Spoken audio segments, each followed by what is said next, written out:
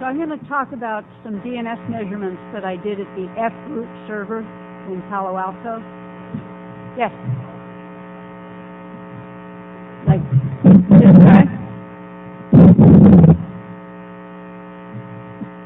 Does that work?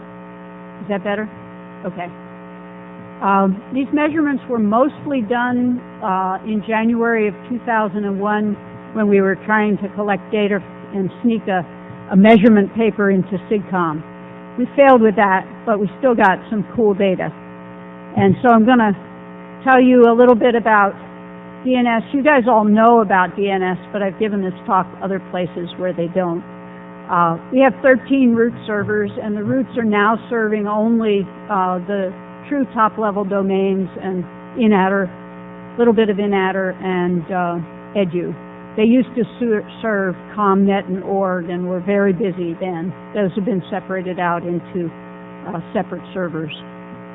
The query rates at the roots, it turns out that A root is the most busy thanks to Microsoft. Their first query for a root server always goes to A, never round robins, never lets any of the smarts in DNS that help with load balancing get a chance to kick in. It's hardwired into their code. At the other root servers, I think F is typical. F is quite well connected, and bind tries to go to the closest server from the point of view of round trip time. So the rates we see at F are about 5,000 queries a second. During a recent, and not too recent now, DOS attack on A, the query rate they saw was 38,000 queries a second. That was sustained for a very short period of time. It totally saturated the incoming bandwidth, and it may have been someone testing an attack for later use. This slide sort of shows you the location of the roots. There are a couple of errors in this, but this was the most readable version I had. London and Amsterdam are interchanged with respect to whether they have a root or a GTLD server. You'll notice that 6 root servers are in the Washington, D.C. area. That's not too well geographically dispersed around the world. Only 3 root servers are outside the U.S. ICANN may fix this. But it isn't really broken in the sense that root servers are not working well. The operators of root servers are very clueful folks. A root server basically never answers your question. You can ask for the IP address of something or other, yahoo.com, and it's going to give you a referral to a server that knows the address. So root servers typically answer with referrals. A referral just says, don't ask me, I'm too busy, go ask this other guy, he really knows. This is the query process, and local configuration can change that a little bit. You locally can configure things to not go ask a root, but ask a forwarder at your local site first. Many sites do that because each time a DNS query is made, the local server adds an entry to their cache and knows the answer, which is saved for the amount of time that the TTL of the record specifies.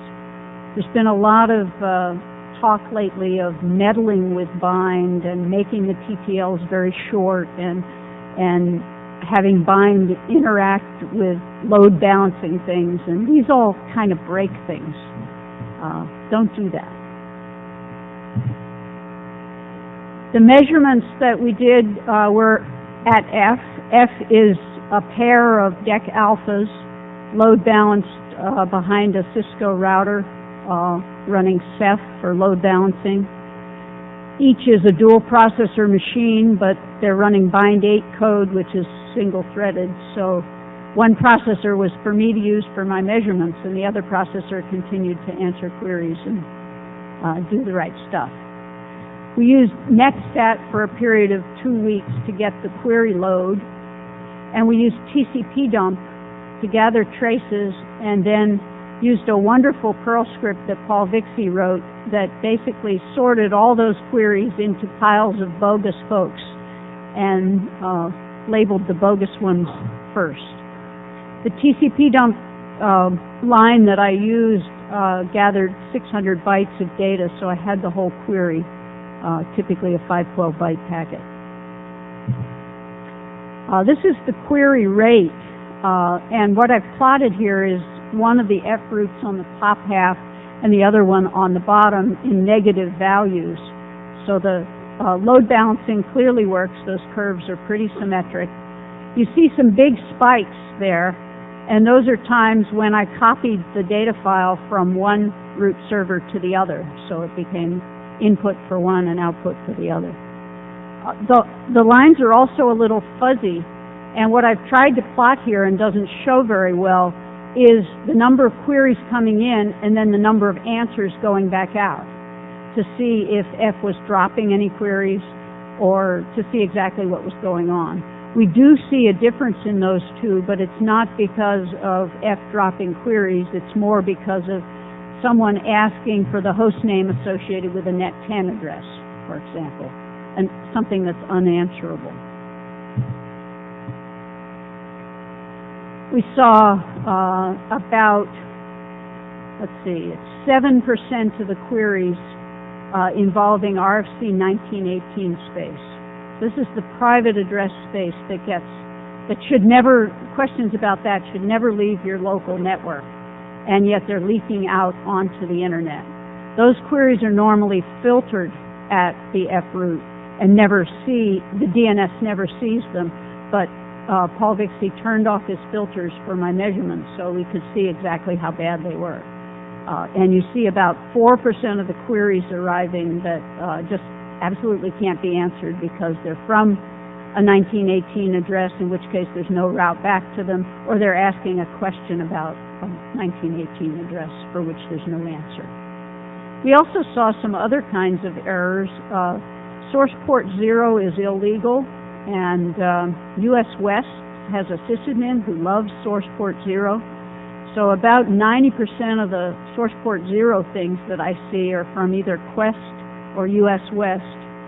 DNS is so robust that they don't notice that many of their name servers are totally ineffective.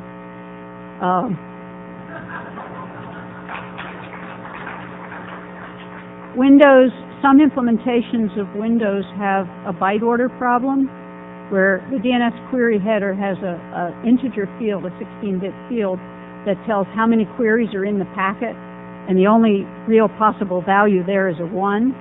But if you have a byte order problem and you didn't call that function you're supposed to, 1 will show up as 256, and then that gets dropped because there aren't 256 queries there. The other big error thing that I see is people trying to dynamically update the root zone. Now, it's fine to have your DHCP server try to dynamically update your name server, but it's not okay to go out and try to update COM and DOT and things like that. And guess who's guilty there? Microsoft Win2K, and we'll see exactly when it was released and how bad it is in some graphs of the Syslog data. If we look at the query types in this data, we're seeing that most of the queries are for either A records or pointer records. There are a lot of bogus queries for unknown types, and they come from many different servers. It's not just a single server that's broken. It's spread across the realm. In unreadable type here is the measurement regime I did. I started with trying to do an hour-long query. I did one 2-hour-long one. I tried to do a full day and didn't have enough disk space, and probably would have had trouble doing things like copying 35 gigabyte files across the local network. It's a little scary to fill up a root server's disk, and I only have a login on this machine because I am very careful and don't make that kind of mistake. I tried to copy the files off to another machine that had plenty of disk, but NFS killed me. So basically I measured short samples, 1 million queries or 2 million queries, and then the distribution of error types that I saw was pretty representative. So I kind of am hand-waving the claim that the short files are representative, and I can use those to draw conclusions. This is the Perl script and the output from it. That first line says that the host at 202.204.32.111 asked for the IP address of fs.dai.net 365,326 times in 2 minutes. Something's wrong there, for sure. The worst offender were 2 mill hosts. They accounted in 1 hour-long trace, they accounted for 9% of the queries arriving at the froot. And they were asking the same question over and over again. The question was about the host name associated with a particular IP address, and the roots answered very politely and gave them a referral to the right server to ask for that question. That particular server was down, and so they got serve fail returned, and then they asked the question again. In this particular instance, I noticed that they were asking the question twice or 3 times with the same timestamp. It turns out that the DEC kernel has a millisecond time granularity unless you compile with special microsecond option, and so that's what I was seeing. Within the same millisecond, these guys were asking the same question multiple times. We recompiled the kernel, and that spread them out a little bit in the log file, but not in time. These are just totally broken hosts. I took the top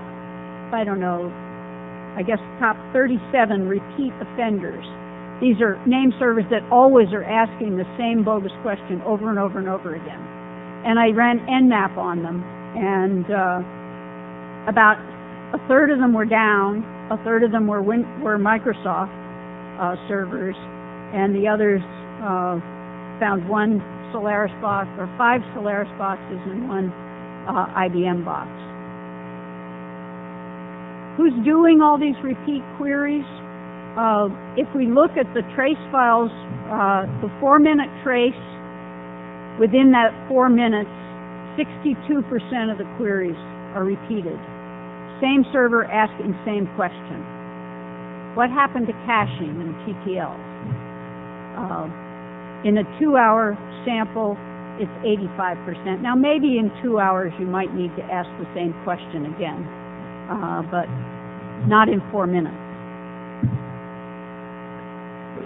I started to take a look at the kind of errors, kind of packets that were going there, going to the root servers. And one thing that I saw that seemed really bad was that people were asking for an IP address, and the host name they were giving was already an IP address. So they were asking for an IP address in top-level domain 53 or 29 or whatever the last byte of the IP address was. And that goes to the root. And the root server was patiently answering no such domain, and no one was caching that, and they were asking the same thing again and again. This turns out to be a bug in the Microsoft resolvers, and it was fixed for Win2K in Service Pack 2. I thought that I might be able to track the adoption rates of Service Pack 2, but it doesn't seem to be true. I saw it decreasing for a while, but now it's back up again. 14% of the queries arriving at the root are this bogus thing. Mac OS does it too, and Mac OS, if you have Mac OS, there's a daemon called lookupd, which is their own solution. They also run bind, and bind does it right. But if you kill lookupd, you'll have the same functionality and you won't do it wrong. This is a case where whoever wrote this software, in the Win2K case, it's a missing else statement. It's something like, if I already know the answer, tell the user, missing else, go ask the network. And they aren't even sending the network the proper question, they're sending the network the answer. It's very hard to get these things fixed. When you find the right person within a company, it gets fixed right away. But finding the right person is hard. And it's hard to track them down because you don't see back to the Win2K box that actually asked the question. You see back to the campus name server or the company name server that's often a Unix box. And it's just passing along the query from the client. I looked at the queries that were arriving that got no such domain. Now that happens if you make a typo. If you spell the name of a top-level domain wrong, you're going to query the root and you're going to get back no such domain. But these names are not typos. Localhost, loghost, HP network printers, and then a whole bunch that are Microsoft Active Directory names. Microsoft Active Directory stuff is leaking out onto the internet, perhaps not due to bugs in the software, but due to bugs in the documentation or the defaults when it gets installed. And this is 20% of the queries at these root servers. Now, 14% of those bogus A queries. You can kind of tell I don't like Microsoft's DNS implementation. When we look at private address space, this set of addresses, net10, some 172 addresses and 192.168 addresses, are for internal use and have no meaning on the global internet. And they should never sneak out. How is this happening? People do split DNS and don't have it configured quite right. I don't know how it's happening other than just misconfiguration at local sites. We have a wealth of information in the Syslog data kept at F. I have over 2 years worth of Syslog files. And the two kinds of errors that I see consistently are source port 0 packets and updates.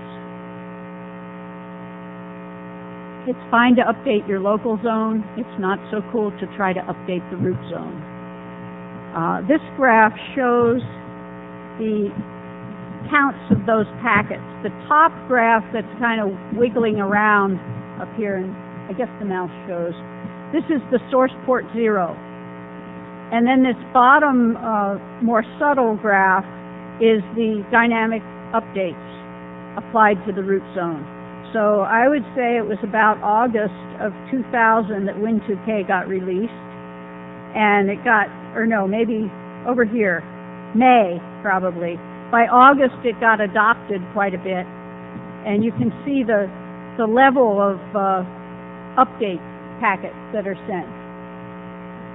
These spikes on the source port 0, I didn't understand. I looked up quite a few things and saw that it was often US West or Quest that was broken.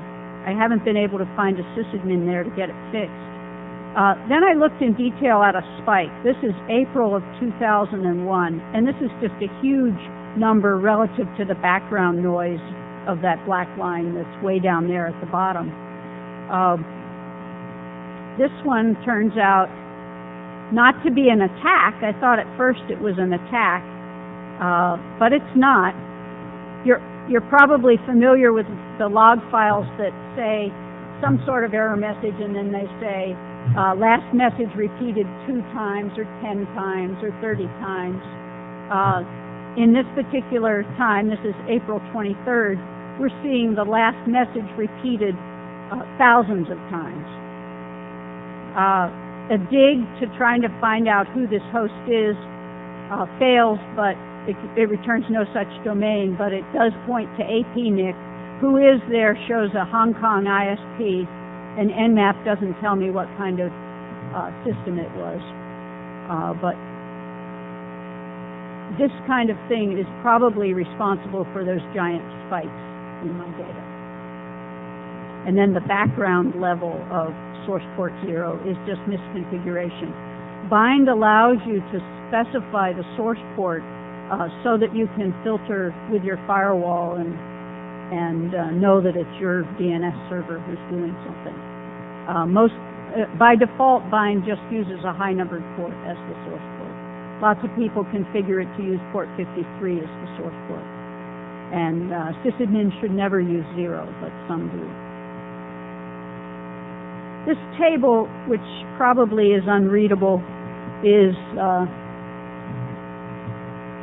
kind of summarizing all of the errors that I saw.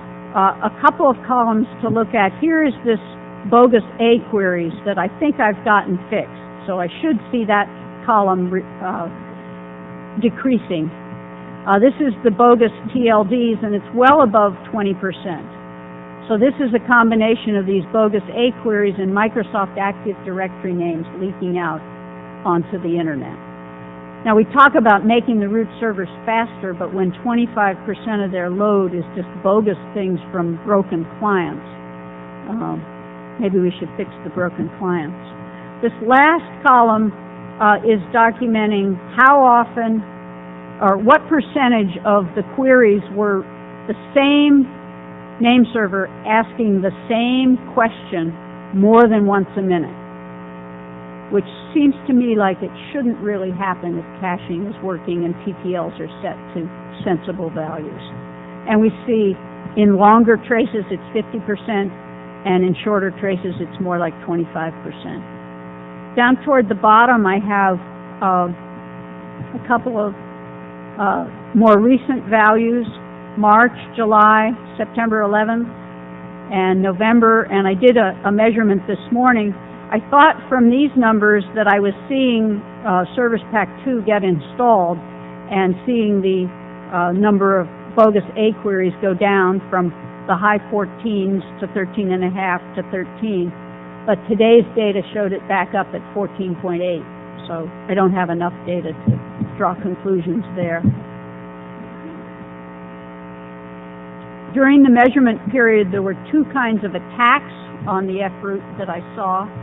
One was using the root servers as a reflector and targeting a register.com client.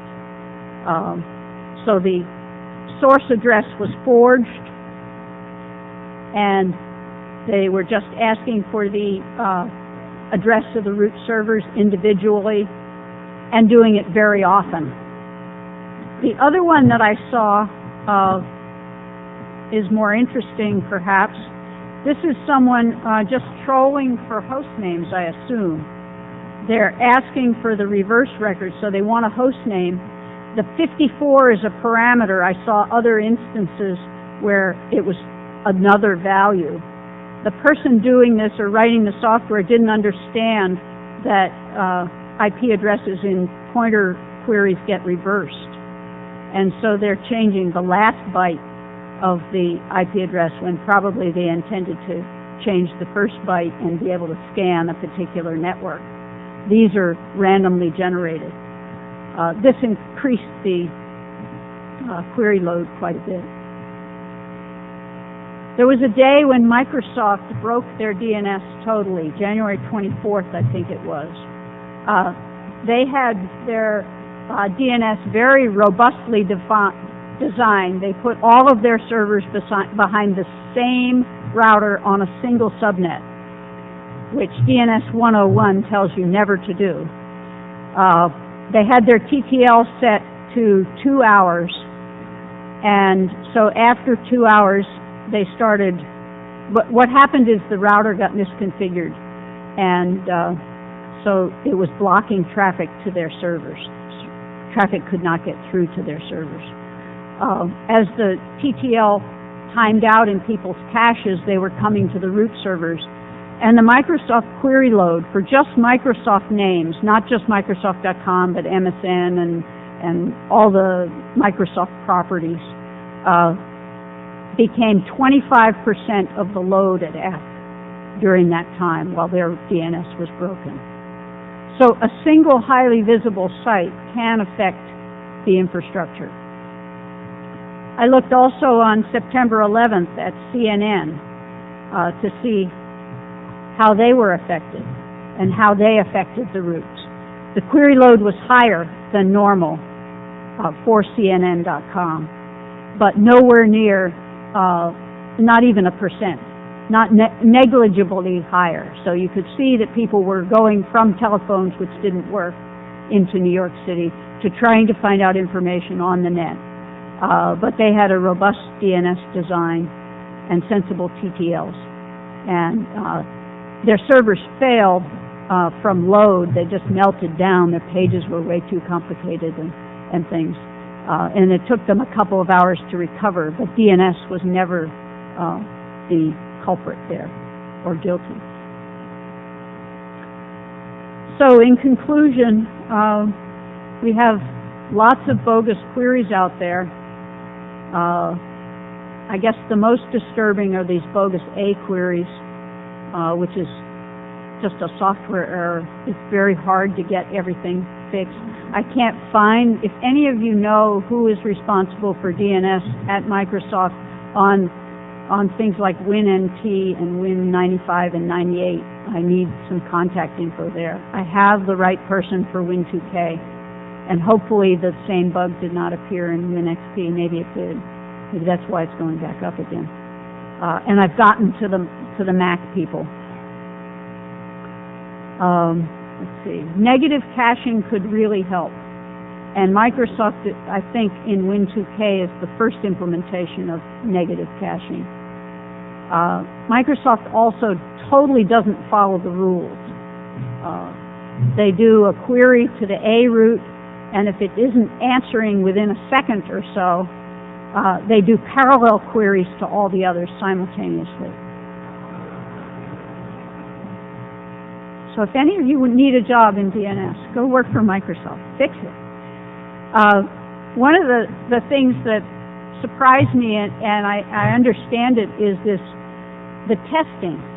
You test if your code works right in the positive sense. I do a query, did I get the answer back? But you never test to see if you put other junk on the network. And that kind of testing is not taught in our universities. I know I never taught it in my classes, and I was pretty anal about teaching testing. So I think the idea of testing your software for negative behavior as well as positive behavior, you know what it's supposed to do, make sure it does what it's supposed to do, but also make sure it doesn't do what it isn't supposed to do. Okay, any questions?